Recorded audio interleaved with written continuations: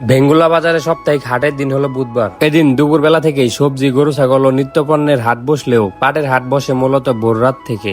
ঝিনাই নদীর পাড়ে গড়ে ওঠা এই বেঙ্গুলা পাটের হাট যুগ যুগ ধরেই বিখ্যাত। অর্থাৎ আমাদের এই বেঙ্গুলা হাট এক সময় পাটের হাটের জন্যই বিখ্যাত ছিল। বেশ আগে থেকেই, যখন যাতায়াতের জন্য এত উন্নত সড়ক পথ ছিল না, তখন নদী পথই ছিল ব্যবসায়ীদের প্রধান যাতায়াতের মাধ্যম। মুরব্বীদের মুখ থেকে শোনা, ঝিনাই নদীর এই পারে এক সময় বড় বড় ব্যবসায়ীদের জাহাজ ভিড়ত, আর তাদের আগমনে যেন বেঙ্গুলার পাটের হাট আরো বেশি জমে উঠত।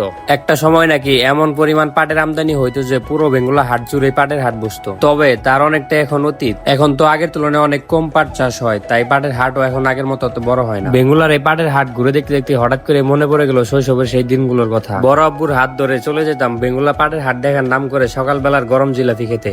তো আজকের এই পাটের হাটের ভিডিও দেখে কার কার শৈশবের কথা মনে পড়ে গেল তা কমেন্ট বক্সে জানিয়ে যেতে ভুলবেন না।